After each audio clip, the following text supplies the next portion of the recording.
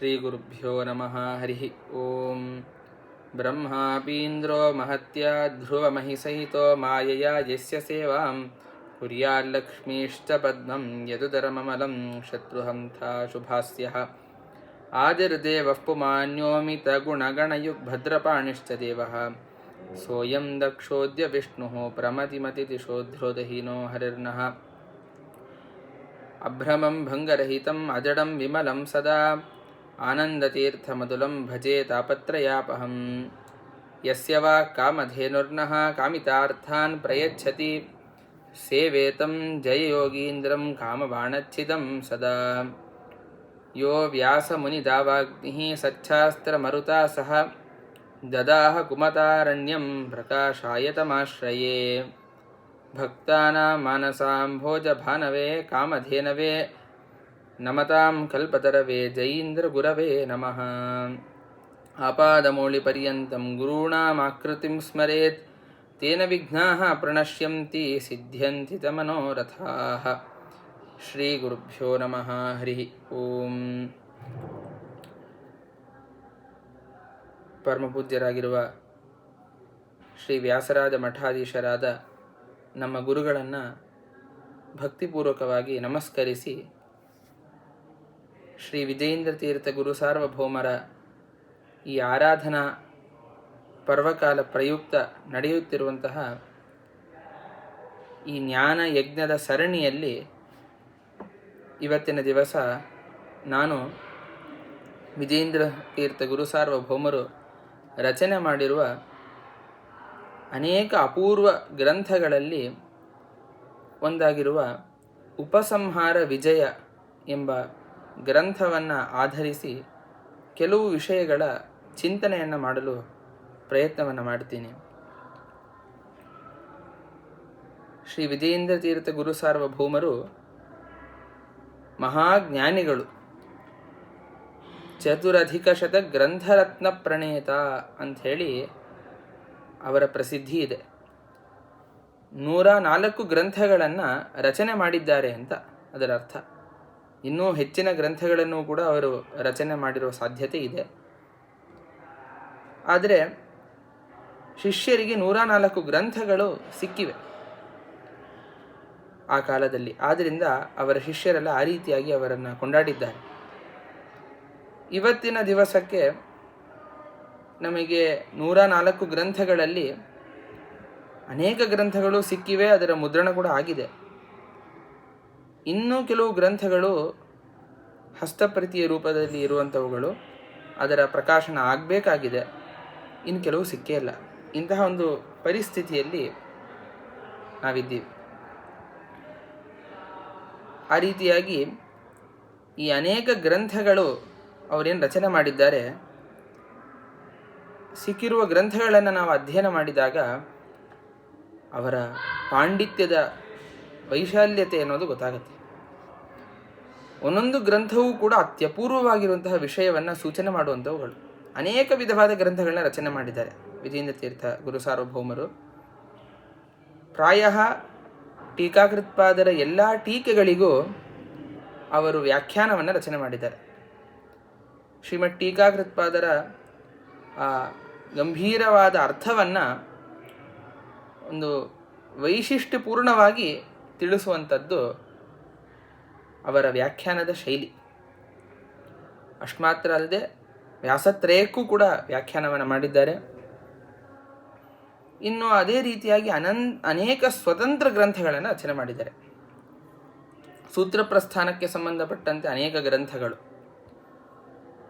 ನಯಮಂಜರಿ ಆಗ್ಬೋದು, ನ್ಯಾಯಮೌಕ್ತಿಕಮಾಲ ಆಗ್ಬೋದು, ಈ ರೀತಿಯಾಗಿ ಅನೇಕ ಗ್ರಂಥಗಳ ಸಿಗತ್ತೆ ಇವತ್ತಿಗೂ ಕೂಡ. ಬರೀ ಮಧ್ವಶಾಸ್ತ್ರ ಸಂಬಂಧಪಟ್ಟಂತೆ ಗ್ರಂಥಗಳು ಮಾತ್ರ ಅಲ್ಲ, ಪೂರ್ವತಂತ್ರ ಅಂದರೆ ಮೀಮಾಂಸಾ ಶಾಸ್ತ್ರಕ್ಕೆ ಸಂಬಂಧಪಟ್ಟಂತೆಯೂ ಕೂಡ ವಿಜಯೇಂದ್ರ ತೀರ್ಥ ಗುರು ಸಾರ್ವಭೌಮರು ಅನೇಕ ಗ್ರಂಥಗಳನ್ನು ರಚನೆ ಮಾಡಿದ್ದಾರೆ. ನ್ಯಾಯಾಧ್ವದೀಪಿಕಾ, ಚಂದ್ರಿಕೋಕ್ತ ಜೈಮಿನಿಯ ನ್ಯಾಯಮಾಲ, ಈ ರೀತಿಯಾಗಿ ಚಂದ್ರಿಕಾ ಗ್ರಂಥದಲ್ಲಿ ವ್ಯಾಸರಾಜರು ಯಾವ ಯಾವ ಜೈಮಿನಿ ನ್ಯಾಯಗಳನ್ನು ಬಳಸುತ್ತಾರೋ ಆ ಜೈಮಿನಿಯ ನ್ಯಾಯಗಳ ವಿಸ್ತಾರವನ್ನು ಮಾಡ್ತಾರೆ, ಅದರ ವಿವರಣೆಯನ್ನು ಕೊಡುತ್ತಾರೆ ವಿಜಯೇಂದ್ರ ತೀರ್ಥ ಗುರು ಸಾರ್ವಭೌಮ. ಈ ರೀತಿಯಾಗಿ ಅಪೂರ್ವವಾದ ಗ್ರಂಥಗಳು. ಬರೀ ಇಷ್ಟು ಮಾತ್ರ ಅಲ್ಲದೆ ಒಂದು ಅತ್ಯಪೂರ್ವವಾದ ಕೆಲಸ ಅವರು ಮಾಡಿದ್ದೇನು ಅಂತ ಹೇಳಿದ್ರೆ, ವ್ಯಾಸರಾಜರ ಅನಂತರ ಬಂದಿರುವಂತಹ ಅನೇಕ ಅದ್ವೈತ ವಿದ್ವಾಂಸರು ಯಾವ ರೀತಿಯಾಗಿರುವಂಥ ಆಕ್ಷೇಪವನ್ನು ಮಧ್ವ ಮತದ ಮೇಲೆ ಎತ್ತಿದ್ರೋ ಆ ಆಕ್ಷೇಪಗಳನ್ನೆಲ್ಲವನ್ನೂ ಕೂಡ ನಿರಾಕರಣೆ ಮಾಡಿದ್ದಾರೆ ವಿಜೇಂದ್ರ ಸ್ವಾಮಿಗಳು. ವ್ಯಾಸರಾಜರ ಕಾಲದಲ್ಲಂತೂ ಯಾವ ಪರವಾದಿಗಳಿಗೂ ಕೂಡ ಮಾತಾಡೋಕ್ಕೆ ಅವಕಾಶನೇ ಇರಲಿಲ್ಲ. ಯಾಕೆ ಅಂತ ಹೇಳಿದ್ರೆ ವ್ಯಾಸರಾಜರ ಆ ವ್ಯಾಸತ್ರಯ ಪರವಾದಿಗಳ ಬಾಯಿನ ಕಟ್ಟಿಸಿತ್ತು. ಅವರ ಅನಂತರದಲ್ಲಿ ಬಂದಿರುವಂತಹ ಅದ್ವೈತ ಮೊದಲಾಗಿರುವಂತಹ ಅನೇಕ ಮತದ ವಿದ್ವಾಂಸರು ಮಾಡಿದ ಆಕ್ಷೇಪಗಳಿಗೆ ವಿಜೇಂದ್ರ ತೀರ್ಥ ಗುರುಸಾರ್ವಭೌಮರು ಉತ್ತರದಂತೆ ಅನೇಕ ಗ್ರಂಥಗಳನ್ನು ಕೂಡ ರಚನೆ ಮಾಡಿದ್ದಾರೆ. ಆ ಕಾಲದಲ್ಲಿ ಸಾಕ್ಷಾತ್ ವಾದವನ್ನು ಗೆದ್ದಿದ್ದಾರೆ. ಜೊತೆಗೆ ವಾದಿಗಳು ಬರೆದಿರುವಂತಹ ಆಕ್ಷೇಪ ಗ್ರಂಥಗಳಿಗೆ ಪ್ರತಿ ಖಂಡನೆಯನ್ನು ಕೂಡ ಅವರು ಮಾಡಿದ್ದಾರೆ. ಅಂಥದ್ರಲ್ಲಿ ಅವರ ಕಾಲದಲ್ಲಿ ಅದೇ ಕುಂಭಕೋಣ ಕ್ಷೇತ್ರದಲ್ಲಿ ಅಪ್ಪಯ್ಯ ದೀಕ್ಷಿತರು ಅಂಥೇಳಿ ಅದ್ವೈತ ಮತದ ಘನ ವಿದ್ವಾಂಸರು, ವ್ಯಾಕರಣ, ಮೀಮಾಂಸಾ, ನ್ಯಾಯ, ಅಲಂಕಾರ ಶಾಸ್ತ್ರ ಮೊದಲಾದ ಅನೇಕ ಶಾಸ್ತ್ರಗಳಲ್ಲಿ ತಲಸ್ಪರ್ಶಿಯಾಗಿರುವಂತಹ ಪಾಂಡಿತ್ಯವನ್ನು ಹೊಂದಿದಂತಹ ಮಹಾವಿದ್ವಾಂಸರು, ಅದ್ವೈತ ವಿದ್ವಾಂಸರು ಅಪ್ಪಯ್ಯ ದೀಕ್ಷಿತರು ಅಂತ. ಆ ಕಾಲದಲ್ಲಿ ಅವರು ಮುನಿತ್ರಯರ ಆ ಗ್ರಂಥಗಳ ಮೇಲೆ ಆಕ್ಷೇಪವನ್ನು ಮಾಡಿದ ಸಂದರ್ಭದಲ್ಲಿ ವಿಜೇಂದ್ರ ತೀರ್ಥ ಗುರು ಸಾರ್ವಭೌಮರು ಅವರು ಬರೆದಿರುವ ಎಲ್ಲ ಗ್ರಂಥಗಳಿಗೂ ಕೂಡ ಪ್ರತಿಖಂಡನೆಯನ್ನು ಬರೆದಿದ್ದಾರೆ. ಹೀಗೆ ಬರೆದಿದ್ದೇ ಉಪಸಂಹಾರ ವಿಜಯ. ಅಪ್ಪಯ್ಯ ದೀಕ್ಷಿತರು ಉಪಕ್ರಮ ಪರಾಕ್ರಮ ಅಂಥೇಳಿ ಒಂದು ಗ್ರಂಥವನ್ನು ರಚನೆ ಮಾಡಿದ್ದರು. ಅದಕ್ಕೆ ಪ್ರತಿಯಾಗಿ ಬಂದಿದ್ದು ಉಪಸಂಹಾರ ವಿಜಯ. ಆ ಹೆಸರಲ್ಲೇ ವಿಜೇಂದ್ರ ತೀರ್ಥರು ಈ ಅನೇಕ ಒಂದು ವೈಶಿಷ್ಟ್ಯವನ್ನು ತೋರಿಸ್ತಾರೆ. ಅದೇ ರೀತಿಯಾಗಿ ತಾತ್ಪರ್ಯ ಚಂದ್ರಿಕಾ, ಕುಚೋದ್ಯ, ಕುಠಾರ ಅಂತ ನಾವು ಗ್ರಂಥವನ್ನು ನೋಡ್ಬೋದು. ಈ ರೀತಿಯಾಗಿ ಅನೇಕ ಗ್ರಂಥಗಳಿದೆ.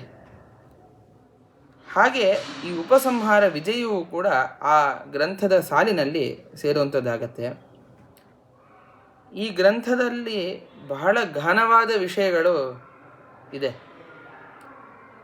ಈ ಗ್ರಂಥವನ್ನು ನಾವು ಅರ್ಥ ಮಾಡಿಕೊಳ್ಬೇಕಾದ್ರೆ ನ್ಯಾಯ, ಮೀಮಾಂಸಾ ಮೊದಲಾಗಿರುವ ಅನೇಕ ಶಾಸ್ತ್ರಗಳಲ್ಲಿ ನಾವು ಪರಿಣತಿಯನ್ನು ಪಡೆದಿದ್ದರೆ ಮಾತ್ರ ಸರಿಯಾಗಿ ಈ ಗ್ರಂಥ ಅರ್ಥ ಆಗೋಕ್ಕೆ ಸಾಧ್ಯ ಆಗುತ್ತೆ. ಆದರೂ ಕೂಡ ಕೆಲವು ವಿಷಯಗಳನ್ನು, ಈ ಗ್ರಂಥಸ್ಥವಾದ ಕೆಲವು ವಿಷಯಗಳನ್ನು ನಾನು ಯಥಾಮತಿ ನಿರೂಪಣೆ ಮಾಡಲು ಪ್ರಯತ್ನವನ್ನು ಮಾಡ್ತೀನಿ. ಮೊದಲಿಗೆ ಈ ಗ್ರಂಥದ ಹಿನ್ನೆಲೆಯನ್ನು ನಾವು ಅರ್ಥ ಮಾಡ್ಕೊಬೇಕು. ಈ ಗ್ರಂಥ ಯಾಕೆ ಹೊರಟಿದೆ ಅಂತ ಹೇಳಿದ್ರೆ, ಉಪಕ್ರಮ ಮತ್ತು ಉಪಸಂಹಾರ ಇವುಗಳಲ್ಲಿ ಪ್ರಾಬಲ್ಯ ದೌರ್ಬಲ್ಯದ ವಿಚಾರವನ್ನು ತಿಳಿಸೋದಕ್ಕೋಸ್ಕರ ಈ ಗ್ರಂಥ ಹೊರಟಿರುವಂಥದ್ದು. ಮೊದಲಿಗೆ ಉಪಕ್ರಮ ಅಂದರೆ ಏನು, ಉಪಸಂಹಾರ ಅಂದರೆ ಏನು ಅಂತ ತಿಳ್ಕೊಬೇಕು. ಉಪಕ್ರಮ ಅಂತ ಹೇಳಿದರೆ ಆದಿ, ಉಪಸಂಹಾರ ಅಂತ ಹೇಳಿದ್ರೆ ಅಂತ್ಯ. ಅಂದರೆ ಆಧುನಿಕ ಭಾಷೆಯಲ್ಲಿ ಹೇಳೋದಾದರೆ ಉಪಕ್ರಮ ಅಂದರೆ ಬಿಗಿನಿಂಗ್ ಅಂತ ಕರೀತಾರೆ, ಉಪಸಂಹಾರ ಅಂತ ಹೇಳಿದ್ರೆ ಕನ್ಕ್ಲೂಷನ್, ಎಂಡಿಂಗ್ ಅಂತ ಕರೀತಾರೆ. ಇವುಗಳನ್ನು ತಾತ್ಪರ್ಯ ನಿರ್ಣಾಯಕ ಲಿಂಗಗಳು ಅಂತ ಶಾಸ್ತ್ರದಲ್ಲಿ ವ್ಯವಹಾರ ಮಾಡ್ತಾರೆ. ಅಂದರೆ ಲೋಕದಲ್ಲಿ ನಾವು ನೋಡೋದಾದರೆ ಒಂದು ವಾಕ್ಯವೃಂದ ಅಂದರೆ ಒಂದು ಪ್ಯಾರಾ ಅಂತ ಏನು ಕರೀತಾರೆ, ಅದರ ಅಧ್ಯಯನವನ್ನು ಮಾಡಿ ಅದು ಏನನ್ನು ಹೇಳಕ್ಕೆ ಹೊರಟಿದೆ, ಅದರ ತಾತ್ಪರ್ಯ ಏನು ಅಂತ ನಾವು ನಿಶ್ಚಯ ಮಾಡಬೇಕಾದ್ರೆ ನಾವು ಈ ಉಪಕ್ರಮ ಉಪಸಂಹಾರಗಳ ಬಳಕೆಯನ್ನು ಮಾಡ್ತೀವಿ. ಲೋಕದಲ್ಲಿ ಇದು ಪ್ರಸಿದ್ಧ. ಯಾಕೆಂದರೆ ಒಬ್ಬ ಮಾತಾಡುವ ಸಂದರ್ಭದಲ್ಲಿ ಒಬ್ಬ ವ್ಯಕ್ತಿ ತನ್ನ ಅಭಿಪ್ರಾಯ ಏನು ಅಂತ ಅವನು ಮುಕ್ತವಾಗಿ ಹೇಳ್ತಾನೆ. ನನ್ನ ಮಾತಿನ ಅಭಿಪ್ರಾಯ ಈ ರೀತಿಯಾಗಿದೆ, ಇದು ನನ್ನ ಮಾತಿನ ತಾತ್ಪರ್ಯ ಅಂತ ಅವನು ಸ್ಪಷ್ಟಪಡಿಸ್ತಾನೆ. ಲೇಖನವನ್ನು ಬರೆದ ಸಂದರ್ಭದಲ್ಲಿ ನಾವು ಅದನ್ನು ಓದಿದಾಗ ವಕ್ತೃವಿನ ಅಭಿಪ್ರಾಯವನ್ನು ನಾವು ಅನುಮಾನ ಮಾಡಬೇಕಾಗತ್ತೆ, ಅಲ್ಲಿಂದ ತಿಳ್ಕೊಬೇಕಾಗತ್ತೆ ನಾವೇ ಓದಿ. ಅದನ್ನು ಹೇಗೆ ನಿರ್ಣಯ ಮಾಡ್ಕೊಬೇಕು ಅಂತ ಹೇಳಿದ್ರೆ ಈ ಉಪಕ್ರಮ ಉಪಸಂಹಾರಗಳಿಂದ. ಮೊದಲಿಗೆ ಅವನು ಈ ರೀತಿಯಾಗಿರುವಂತಹ ಈ ಅಭಿಪ್ರಾಯದಿಂದ ವಾಕ್ಯವನ್ನು ರಚನೆ ಮಾಡಿದ್ದಾನೆ, ಆದ್ದರಿಂದ ಈ ಲೇಖನವನ್ನು ಬರೆದಿರುವಂತಹ ವ್ಯಕ್ತಿಗೆ ಈ ವಿಷಯವನ್ನು ತಿಳಿಸುವ ಅಭಿಪ್ರಾಯ ಇದೆ ಅಂತ ನಾವು ತಿಳ್ಕೊತೀವಿ. ಅಥವಾ ಕೊನೆಯದಾಗಿ ಅವನೇನು ಕನ್ಕ್ಲೂಡ್ ಮಾಡ್ತಾನೆ ಅವನ ಲೇಖನದಲ್ಲಿ, ಅದನ್ನು ಗಮನಿಸಿ ಇಷ್ಟುವರೆಗೂ ಇವನು ಬರೆದಿರುವಂತಹ ಈ ಲೇಖನ ತಾತ್ಪರ್ಯ ಈ ವಿಷಯಕವಾಗಿದೆ ಅಂಥೇಳಿ ನಾವು ಅನಂತರದಲ್ಲಿ ನಿರ್ಣಯವನ್ನು ಮಾಡ್ಕೊತೀವಿ. ಆದ್ದರಿಂದ ಯಾವುದೇ ಒಂದು ವಿಷಯವನ್ನು ಅರ್ಥ ಮಾಡ್ಕೊಬೇಕಾದ್ರೆ ಲೇಖನಸ್ಥವಾಗಿರುವಂಥ ವಿಷಯವನ್ನು ಅರ್ಥ ಮಾಡ್ಕೊಳ್ಬೇಕಾದ್ರೆ ಈ ತಾತ್ಪರ್ಯ ನಿರ್ಣಾಯಕಗಳ ಅಪೇಕ್ಷೆ ಅನ್ನೋದು ಸಾಮಾನ್ಯವಾಗಿ ಲೋಕದಲ್ಲಿ ಕಂಡಿದೆ. ವೇದದಲ್ಲಂತೂ ಇವುಗಳ ಅಪೇಕ್ಷೆ ಬೇಕೇ ಬೇಕು. ಯಾಕೆ ಅಂತ ಹೇಳಿದ್ರೆ ವೇದವು ಅಪೌರುಷೇಯ. ಯಾವ ವ್ಯಕ್ತಿಯೂ ಕೂಡ ವೇದವನ್ನು ನಿರ್ಮಾಣ ಮಾಡಿಲ್ಲ. ಆದ್ದರಿಂದ ವೇದದ ಒಂದು ವಾಕ್ಯವೃಂದವನ್ನು ಗಮನಿಸಿದಾಗ ಅಥವಾ ಒಂದು ಪ್ರಕರಣವೋ ಒಂದು ಘಟ್ಟವನ್ನು ನಾವು ಗಮನಿಸಿದಾಗ ಈ ವೇದ ಭಾಗ ಏನನ್ನು ಹೇಳಕ್ಕೆ ಹೊರಟಿದೆ, ವಿಷ್ಣು ಸರ್ವೋತ್ತಮತ್ವವನ್ನು ಹೇಳ್ತಾ ಇದೆಯೋ ಅಥವಾ ಜೀವೈಕ್ಯವನ್ನು ಹೇಳ್ತಾ ಇದೆಯೋ, ಏನನ್ನು ಹೇಳಕ್ಕೆ ಹೊರಟಿದೆ ಅಂಥೇಳಿ ನಾವು ನಿರ್ಣಯ ಮಾಡ್ಕೊಬೇಕು. ಅದಕ್ಕೆ ಬೇಕಾಗತ್ತೆ ಈ ತಾತ್ಪರ್ಯ ನಿರ್ಣಯಗಳು. ಶಾಸ್ತ್ರಕಾರರು ಹೇಳುವಂತೆ ಉಪಕ್ರಮೋ ಉಪಸಂಹಾರ ಅಭ್ಯಾಸೋ ಅಪೂರ್ವತಾ ಫಲಂ ಅರ್ಥವಾದೋಪಪತ್ತಿ ಚ ಲಿಂಗಂ ತಾತ್ಪರ್ಯ ನಿರ್ಣಯೇ ಅಂಥೇಳಿ ಹೇಳ್ತಾರೆ. ಷಡ್ವಿಧ ತಾತ್ಪರ್ಯ ಲಿಂಗಗಳು ಅಂತ ಕರೀತಾರೆ. ಉಪಕ್ರಮ, ಉಪಸಂಹಾರ, ಅಭ್ಯಾಸ, ಅಪೂರ್ವತಾ, ಫಲ, ಅರ್ಥವಾದ, ಉಪಪತ್ತಿ ಅಂತ ಹೇಳಿ. ಈ ತಾತ್ಪರ್ಯ ನಿರ್ಣಾಯಕಗಳಿಂದಾಗಿ ನಾವು ವೇದದ ತಾತ್ಪರ್ಯವನ್ನು ನಿಶ್ಚಯ ಮಾಡಿಕೊಳ್ಬೇಕು. ಆದರೆ ಎಲ್ಲದರ ವಿವರಣೆ ಸದ್ಯಕ್ಕೆ ಬೇಡ. ಕೇವಲ ಉಪಕ್ರಮ ಮತ್ತು ಉಪಸಂಹಾರಗಳ ವಿಚಾರವನ್ನು ಮಾತ್ರ ನಾವು ಇವಾಗ ನೋಡೋಣ. ಆದ್ದರಿಂದ ಉಪಕ್ರಮ ಉಪಸಂಹಾರಗಳಿಂದಾಗಿ ಅರ್ಥ ನಿರ್ಣಯ ಮಾಡಿಕೊಳ್ಳಬೇಕು ಹೇಗೆ ಅಂಥೇಳಿ ನಾವು ತಿಳ್ಕೊಂಡ್ವಿ. ಇದೆಲ್ಲವೂ ಕೂಡ ಎಲ್ಲಿ ವಿರೋಧ ಇಲ್ಲವೋ ಆ ಸಂದರ್ಭದಲ್ಲಿ ಉಪಕ್ರಮ ಅಥವಾ ಉಪಸಂಹಾರದಿಂದಾಗಿ ನಾವು ಅರ್ಥ ನಿರ್ಣಯವನ್ನು ಮಾಡ್ಕೊಳ್ಬೋದು. ಒಂದು ವೇದ ಭಾಗವನ್ನು ನೋಡ್ತೀವಿ. ಮೊದಲಿನ ವಾಕ್ಯ ಒಂದು ವಿಷಯವನ್ನು ಹೇಳ್ತಿರತ್ತೆ. ಮೊದಲಿನ ವಾಕ್ಯ ಈ ವಿಷಯವನ್ನು ಹೇಳ್ತಾ ಇದೆ. ಆದ್ದರಿಂದ ಈ ಇಡೀ ವಾಕ್ಯ ವೃಂದಕ್ಕೆ ಈ ವಿಷಯದಲ್ಲಿ ತಾತ್ಪರ್ಯ ಅಂತ ನಾವು ಅರ್ಥ ಮಾಡ್ಕೊಬೋದು ಕೆಲವು ಕಡೆ. ಇನ್ನು ಕೆಲವು ಕಡೆ ಉಪಸಂಹಾರ ಅಂದರೆ ಕನ್ಕ್ಲೂಷನನ್ನು ಗಮನಿಸಿ ಈ ವೇದ ವಾಕ್ಯಕ್ಕೆ, ಈ ವೇದ ಭಾಗಕ್ಕೆ ಈ ಅಂಶದಲ್ಲಿ ತಾತ್ಪರ್ಯ ಇದೆ ಅಂಥೇಳಿ ಕೊನೆಯ ವಾಕ್ಯವನ್ನು ಗಮನಿಸಿ ನಾವು ಅರ್ಥ ನಿರ್ಣಯವನ್ನು ಮಾಡ್ಕೊತೀವಿ. ಆದರೆ ಯಾವ ಒಂದು ವಾಕ್ಯ ವೃಂದದಲ್ಲಿ ಮೊದಲನೆಯ ವಾಕ್ಯ ಒಂದು ಅರ್ಥವನ್ನು ಹೇಳ್ತಾ ಇದೆ, ಕೊನೆಯ ವಾಕ್ಯ ಅದಕ್ಕೆ ವಿರುದ್ಧವಾದ ಅರ್ಥವನ್ನು ಹೇಳ್ತಾ ಇದೆ, ಈ ಸಂದರ್ಭದಲ್ಲಿ ಏನು ಮಾಡಬೇಕು ಅನ್ನೋದು ವಿಚಾರ. ಆವಾಗ ಮೀಮಾಂಸಕರು ಅಂದರೆ ಜೈಮಿನಿಯ ಮತವನ್ನು ಅನುಸರಿಸುವಂತಹ ಯಾರು ಮೀಮಾಂಸಕರಿದ್ದಾರೆ ಪೂರ್ವತಂತ್ರದವರು, ಅವರು ಉಪಕ್ರಮವನ್ನು ಪ್ರಬಲ ಅಂತ ಕರೀತಾರೆ. ಉಪಕ್ರಮವು ಪ್ರಬಲವಾಗಿದೆ. ಆದ್ದರಿಂದ ಉಪಕ್ರಮ ಯಾವ ಅರ್ಥವನ್ನು ಹೇಳುತ್ತೋ ತದನುಗುಣವಾಗಿ ನಾವು ಉಪಸಂಹಾರದ ಅರ್ಥವನ್ನು ಮಾಡ್ಕೊಬೇಕು ಅಂಥೇಳಿ ಆ ರೀತಿಯಾಗಿ ಹೇಳ್ತಾರೆ. ಆದರೆ ಶ್ರೀಮದ್ ಆಚಾರ್ಯರು ಅನುವ್ಯಾಖ್ಯಾನದಲ್ಲಿ ಹೇಳಬೇಕಾದ್ರೆ ಉಪಕ್ರಮಾದಿ ಲಿಂಗಾನಾಂ ಬಲೀಯೋ ಹ್ಯುತ್ತರೋತ್ತರಂ ಶ್ರುತ್ಯಾದೋ ಪೂರ್ವಪೂರ್ವಂತು ಬ್ರಹ್ಮತರ್ಕ ವಿನಿರ್ಣಯಾತ್ ಅಂತ ಹೇಳಿ ಆಚಾರ್ಯ ಹೇಳ್ತಾರೆ. ಉಪಕ್ರಮ ಉಪಸಂಹಾರ ಮೊದಲಾಗಿರುವ ಈ ತಾತ್ಪರ್ಯ ಲಿಂಗಗಳಲ್ಲಿ ಬಲೀಯೋ ಹ್ಯುತ್ತರೋತ್ತರಂ ಉಪಕ್ರಮೋಪಸಂಹಾರ ಅಭ್ಯಾಸೋ ಪೂರ್ವತಾ ಫಲಂ ಅಂತ ಹೇಳಬೇಕಾದ್ರೆ ಉಪಕ್ರಮದ ಅನಂತರ ಬರುವಂಥದ್ದು ಉಪಸಂಹಾರ. ಯಾವುದು ಅನಂತರ ಬರುವಂಥದ್ದು ಅವುಗಳೇ ಪ್ರಬಲ ಅಂತಿರುವಂಥದ್ದು. ಆದ್ದರಿಂದ ಉಪಕ್ರಮದ ಅನಂತರ ಇರುವಂಥದ್ದು ಉಪಸಂಹಾರ. ಆದ್ದರಿಂದ ಉಪಸಂಹಾರವೇ ಪ್ರಬಲ ಅಂಥೇಳಿ ನಾವು ನಿಶ್ಚಯವನ್ನು ಮಾಡ್ಕೊಬೇಕು ಅಂತ ಹೇಳಿ ಶ್ರೀಮದಾಚಾರ್ಯರು ಬ್ರಹ್ಮತರ್ಕದ ಅನುಸಾರ, ಬ್ರಹ್ಮತರ್ಕ ಅಂದರೆ ವೇದವ್ಯಾಸ ದೇವರು ರಚನೆ ಮಾಡಿರುವಂತಹ ಗ್ರಂಥ, ತದನುಸಾರವಾಗಿ ಆಚಾರ್ಯರು ಹೇಳ್ತಾರೆ ಉಪಸಂಹಾರವನ್ನೇ ಪ್ರಬಲ ಅಂತ ಅರ್ಥ ಮಾಡ್ಕೊಬೇಕು.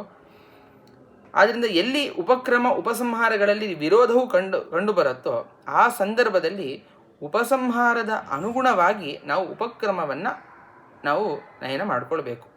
ಆ ರೀತಿಯಾಗಿ ಅರ್ಥವನ್ನು ಮಾಡಿಕೊಳ್ಬೇಕು ಅಂಥೇಳಿ ಶ್ರೀಮದಾಚಾರ್ಯರು ತಿಳಿಸ್ಕೊಟ್ಟಿದ್ದಾರೆ. ಇದರ ಮೇಲೆ ಮೀಮಾಂಸಕರು ಹೇಳುವಂತಹ ಅಭಿಪ್ರಾಯ ಏನು ಅಂದರೆ, ನೋಡಿ, ಉಪಕ್ರಮವನ್ನು ನಾವು ಪ್ರಬಲ ಅಂತ ಯಾಕೆ ಹೇಳ್ತಾ ಇದ್ದೀವಿ ಅಂತ ನೀವು ಅರ್ಥ ಮಾಡ್ಕೋಬೇಕು ಅಂಥೇಳಿ ಅವರು ಇದಕ್ಕೆ ಉತ್ತರವನ್ನು ಕೊಡ್ತಾರೆ. ಯಾಕೆ ಉಪಕ್ರಮ ಪ್ರಬಲ ಅಂತ ಹೇಳಿದ್ರೆ, ಅಸಂಜಾತ ವಿರೋಧಿತ್ವ ನ್ಯಾಯ ಅಂಥೇಳಿ ಒಂದು ನ್ಯಾಯವನ್ನು ಮೀಮಾಂಸಕರು ಹೇಳ್ತಾರೆ. ಇವಾಗ ಯಾವುದೇ ಒಂದು ಶಬ್ದ ಅದು ತನ್ನಿಂದ ಪ್ರತಿಪಾದ್ಯವಾದ ಅರ್ಥವನ್ನು ಬಿಟ್ಟು ಬೇರೆ ಒಂದು ಅರ್ಥವನ್ನು ಹೇಳಬೇಕು ಅಂತ ಹೊರಟಾಗ ಅದಕ್ಕೊಂದು ಕಾರಣ ಇರಬೇಕು. ವಿರೋಧ ಎಂಬ ಕಾರಣ ಇರಬೇಕು, ಬಾಧ ಎಂಬ ಕಾರಣ ಏನಾದ್ರು ಇರಬೇಕು.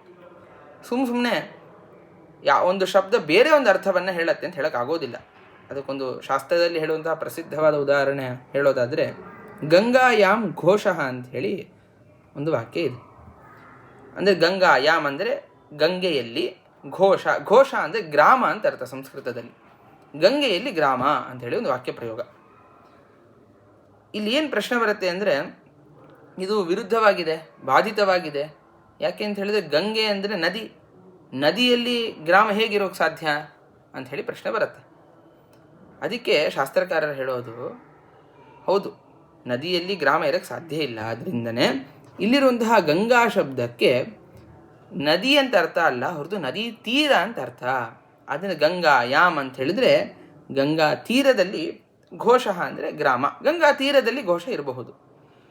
ಆದ್ದರಿಂದ ಯಾವುದೇ ಒಂದು ಶಬ್ದ ಸ್ವಾರ್ಥವನ್ನು ಬಿಟ್ಟು ಬೇರೆ ಇನ್ನೊಂದು ಅರ್ಥವನ್ನು ಹೇಳಬೇಕಾದ್ರೆ ವಿರೋಧ ಅನ್ನೋದು ಇರಬೇಕು, ಒಂದು ಕಾರಣ ಇರಬೇಕು.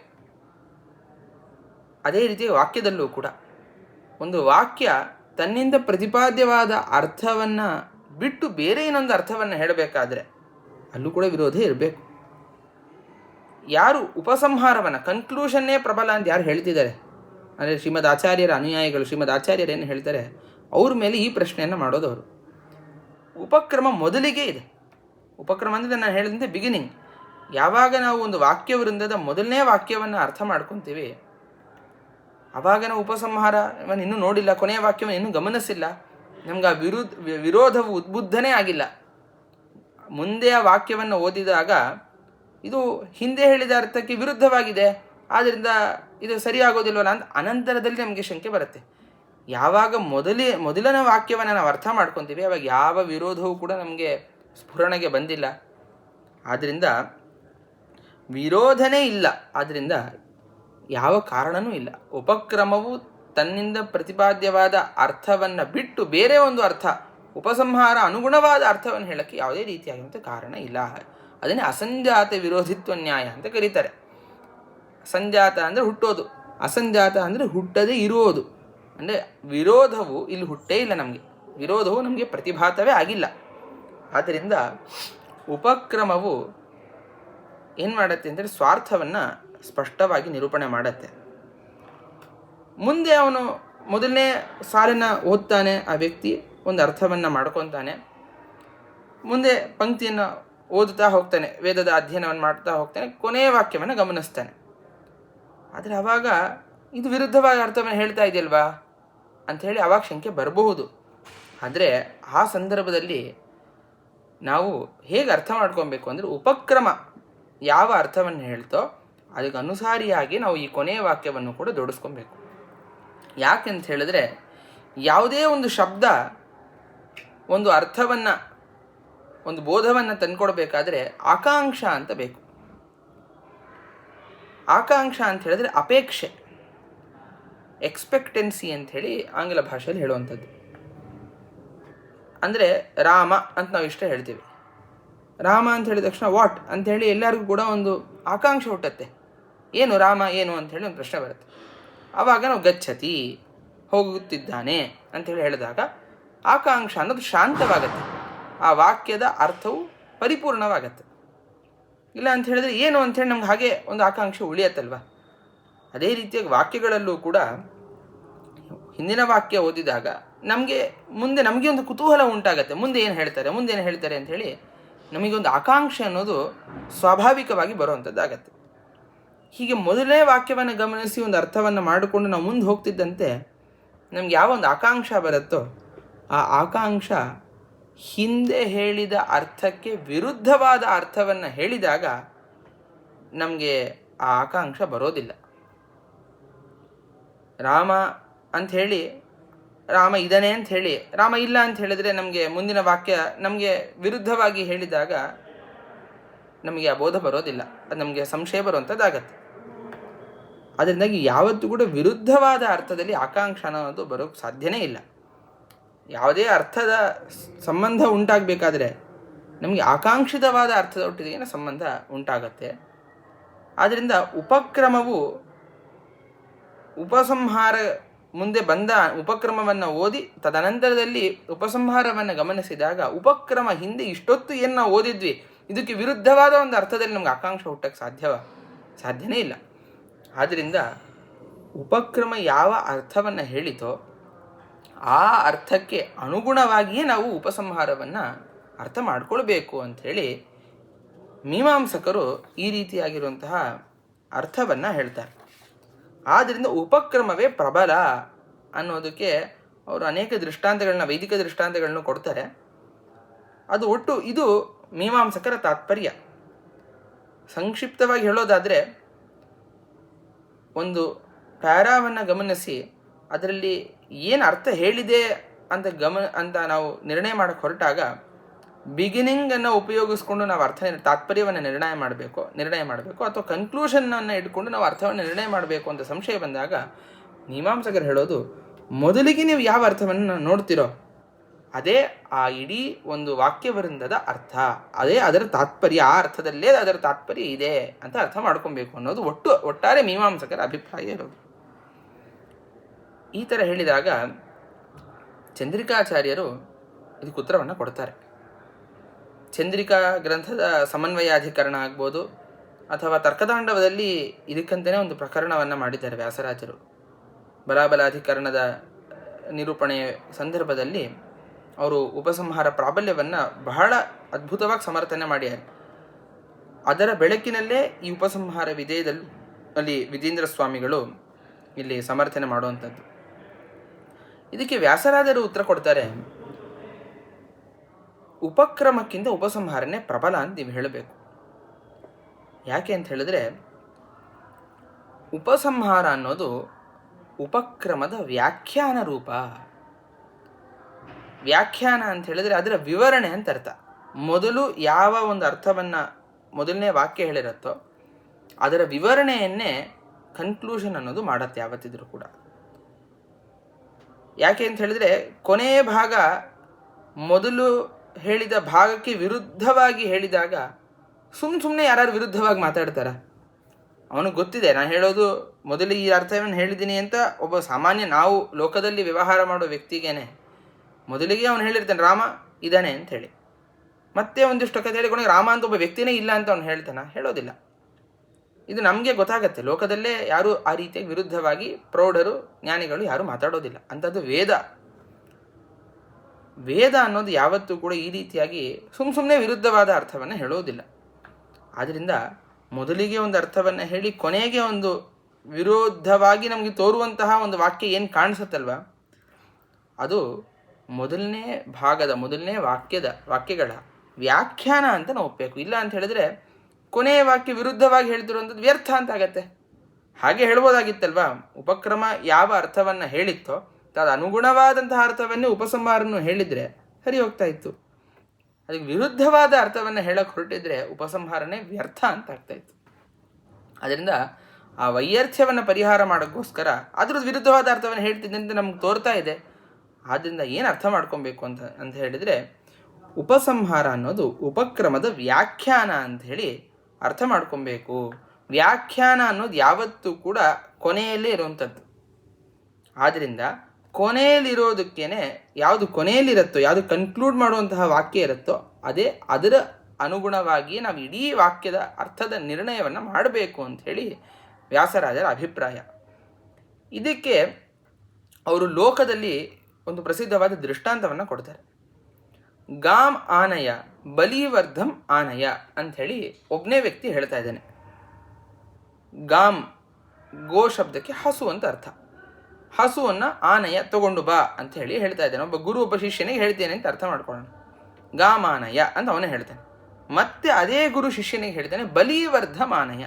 ಬಲಿವರ್ಧ ಅಂದರೆ ಎತ್ತನ್ನು ತಗೊಂಬ ಅಂತ ಹೇಳ್ತಾ ಇದ್ದಾನೆ. ಮೊದಲಿಗೆ ಹಸುವನ್ನು ತಗೊಂಬ ಅಂತ ಹೇಳ್ತಾನೆ, ಅನಂತರದಲ್ಲಿ ಎತ್ತನ್ನು ತಗೊಂಬ ಅಂತ ಹೇಳ್ತಾನೆ.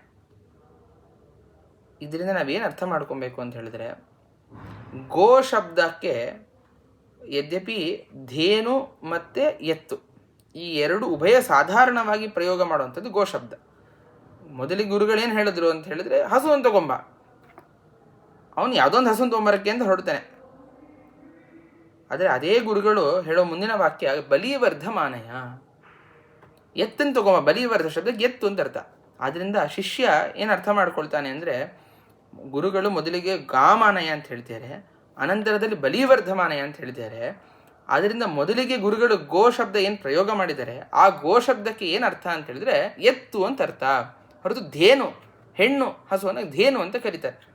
ಧೇನುವನ್ನು ಕರ್ಕೊಂಬರ್ಬಾರ್ದು, ಹೊರತು ಎತ್ತನ್ನೇ ಕರ್ಕೊಂಬರ್ಬೇಕು ಅಂಥೇಳಿ ಅರ್ಥ ಮಾಡ್ಕೊತಾನೆ.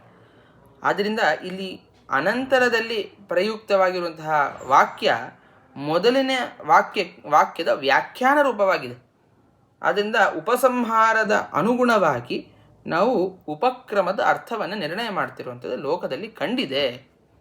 ಆದ್ದರಿಂದ ಉಪಕ್ರಮವನ್ನೇ ನಾವು ಉಪಸಂಹಾರಕ್ಕೆ ತಕ್ಕಂತೆ ನಾವು ಬದಲು ಮಾಡ್ಕೊಬೇಕು ಅದರ ಅರ್ಥವನ್ನು, ಹೊರತು ಉಪಸಂಹಾರದ ಬದಲಾವಣೆಯನ್ನು ಮಾಡಬಾರ್ದು, ಅರ್ಥ ಬದಲಾವಣೆಯನ್ನು ಮಾಡಬಾರ್ದು. ಉಪಸಂಹಾರವೇ ಪ್ರಬಲ ಅಂಥೇಳಿ ವ್ಯಾಸರಾಜ ಗುರು ಸಾರ್ವಭೌಮರು ಇದನ್ನು ಬಹಳ ಮೀಮಾಂಸಾ ಅಧಿಕರಣಗಳ ದೃಷ್ಟಾಂತಗಳನ್ನ ಕೊಟ್ಟು, ಅದರ ಮೀಮಾಂಸಾ ಜೈಮಿನಿ ಋಷಿಗಳ ಹೃದಯ ಏನಿದೆ, ಅವರು ಉಪಸಂಹಾರವನ್ನು ವೇದವ್ಯಾಸ ದೇವರು ಬ್ರಹ್ಮತರ್ಕದಲ್ಲಿ ಅಥವಾ ಬ್ರಹ್ಮ ಮೀಮಾಂಸಾ ಶಾಸ್ತ್ರಗಳಲ್ಲಿ ಉಪಸಂಹಾರವನ್ನು ಪ್ರಬಲ ಅಂತ ಹೇಳಿದಂತಹ ವೇದವ್ಯಾಸ ದೇವರ ಶಿಷ್ಯರಾದ ಜೈಮಿನಿ ಋಷಿಗಳು ಅವರ ಗುರುಗಳ ವಿರುದ್ಧವಾಗಿ ಹೇಳಕ್ಕೆ ಸಾಧ್ಯನೇ ಇಲ್ಲ ಅಂಥೇಳಿ ಮೀಮಾಂಸಾ ಸೂತ್ರಗಳಿಗೂ ಅರ್ಥಾಂತರವನ್ನು ಮಾಡಿ ವೇದವ್ಯಾಸ ದೇವರಿಗೆ ಅಭಿಮತವಾದದ್ದೇ ಆಗಿದೆ. ಜೈಮಿನಿ ಋಷಿಗಳಿಗೂ ಕೂಡ ಉಪಸಂಹಾರದ ಪ್ರಾಬಲ್ಯವೇ ವಿವಕ್ಷಿತ ಅಂಥೇಳಿ ವ್ಯಾಸರಾಜ ಗುರು ಸಾರ್ವಭೌಮರು ಅದನ್ನು ಸ್ಪಷ್ಟವಾಗಿ ತರ್ಕತಾಂಡವಗಳಲ್ಲಿ ಮತ್ತು ತರ್ಕತಾಂಡವ, ಚಂದ್ರಿಕಾ ಮೊದಲಾದ ಗ್ರಂಥಗಳಲ್ಲಿ ನಿರೂಪಣೆ ಮಾಡಿದ್ದಾರೆ. ಆದರೆ ಇದರ ಮೇಲೆ ಚಂದ್ರಿಕಾಚಾರ್ಯರ ಮೇಲೆ ಆಕ್ಷೇಪ ಮಾಡುವುದಕ್ಕೆ ಅಪ್ಪಯ್ಯ ದೀಕ್ಷಿತರು ಹೊರಡ್ತಾರೆ. ಅದಕ್ಕೆ ಅವರು ಬರೆದಂತಹ ಗ್ರಂಥ ಉಪಕ್ರಮ ಪರಾಕ್ರಮ ಅಂಥೇಳಿ, ಉಪಕ್ರಮದ ಪರಾಕ್ರಮ ಎಷ್ಟಿದೆ ತಿಳ್ಕೊಬೇಕು ಅನ್ನುವಂತೆ, ಅಂದರೆ ಉಪಕ್ರಮನೇ ಪ್ರಬಲ ಅಂತ ತಿಳಿಸುವಂತೆ ಅವರು ಒಂದು ಗ್ರಂಥವನ್ನು ಬರೀತಾರೆ. ಬಹಳ ವಿಸ್ತೃತವಾದ ಗ್ರಂಥ ಆಗಿದೆ ಅದು ಬಹಳ ಶಾಸ್ತ್ರಪೂರ್ವಕವಾಗಿದೆ.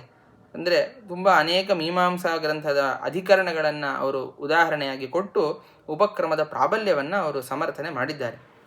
ಆದರೆ ಇದಕ್ಕೆ ಸಾಕ್ಷಾತ್ತಾಗಿ ಒಂದು ಸುಲಭವಾಗಿರುವಂತಹ ನಾವು ಒಂದು ವಿಷಯವನ್ನು ಅರ್ಥ ಮಾಡ್ಕೊಬೋದು. ಅವರು ಗ್ರಂಥದಲ್ಲಿ ಏನು ಹೇಳಿದ್ದಾರೆ ಅಂತ ಒಂದು ವಿಷಯವನ್ನು ಗಮನಿಸೋದಾದರೆ, ಲೋಕದಲ್ಲಿ ನೀವೇನು ಉಪಕ್ರಮವನ್ನು ನೀವು ದುರ್ಬಲ, ಉಪಸಂಹಾರವನ್ನೇ ಪ್ರಬಲ ಅಂತ ಏನು ಮಧ್ವಮತದವರು ಏನು ಹೇಳ್ತಿದ್ದೀರಾ, ನಿಮ್ಮ ಅಭಿಪ್ರಾಯ ಏನು? ಉಪಸಂಹಾರ ಅನ್ನೋದು ವ್ಯಾಖ್ಯಾನ ರೂಪ, ಅದರ ವಿವರಣೆ ಆಗಿದೆ, ಆದ್ದರಿಂದಾಗಿ ಅದು ಪ್ರಬಲ ಅಂತ ಹೇಳ್ತೀರ. ಅದನ್ನು ನೀವು ವಿವರಣೆ, ಉಪಸಂಹಾರವು ವ್ಯಾಖ್ಯಾನ ರೂಪ ಅಂತ ಯಾಕೆ ಹೇಳಕ್ಕೆ ಹೊರಟಿರೋದು ನೀವು? ಯಾಕೆ ಅಂತ ಹೇಳಿದ್ರೆ, ಮೊದಲಿನ ವಾಕ್ಯಕ್ಕೂ ಕೊನೆಯ ವಾಕ್ಯಕ್ಕೂ ವಿರೋಧವು ತೋರ್ತಾ ಇದೆ. ವಿರೋಧ ಇಲ್ಲ ಅಂತ ನೀವು ಸೂಚನೆ ಮಾಡೋಕ್ಕೆ ನೀವೇನು ಮಾಡ್ತಿದ್ದೀರಾ ಅಂತಾದರೆ, ಮೊದಲನೇ ವಾಕ್ಯ ಏನು ಹೇಳಿದೆ ಅದರ ವಿವರಣೆಯೇ ಆಗಿದೆ ಕೊನೆಯ ವಾಕ್ಯ. ಆದ್ದರಿಂದ ಮೊದಲನೇ ವಾಕ್ಯಕ್ಕೂ ಕೊನೆಯ ವಾಕ್ಯಕ್ಕೂ ವಿರೋಧ ಇಲ್ಲ ಅಂಥೇಳಿ ನೀವೇ ಹೇಳ್ತಾ ಇರೋ, ಅದು ನಿಮ್ಮ ಅಭಿಪ್ರಾಯ ಆಗಿದೆ. ಹೀಗೆ ವಿರೋಧವನ್ನು ಪರಿಹಾರ ಮಾಡೋಕ್ಕೆ ಅಂತ ಹೊರಟಾಗ ಹಾಗೆ ಯಾಕೆ ಮಾಡಬೇಕು? ಉಪಸಂಹಾರವನ್ನು ವ್ಯಾಖ್ಯೇಯ ಅಂತ ಇಟ್ಕೊಂಡು ಉಪಕ್ರಮನೇ ವ್ಯಾಖ್ಯಾನ ಅಂತ ಮಾಡೋಣ.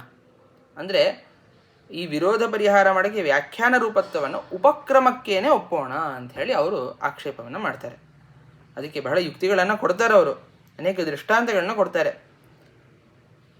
ಅದಕ್ಕೆ ಲೋಕದಲ್ಲಿ ಯಾಕೆ ಅಂತ ಹೇಳಿದ್ರೆ, ವ್ಯಾಖ್ಯಾನ ಅನ್ನೋದು ಯಾವತ್ತೂ ಕೂಡ ಕೊನೆಯಲ್ಲೇ ಇರಬೇಕು ಅಂತೇನು ನಿಯಮ ಇಲ್ಲ.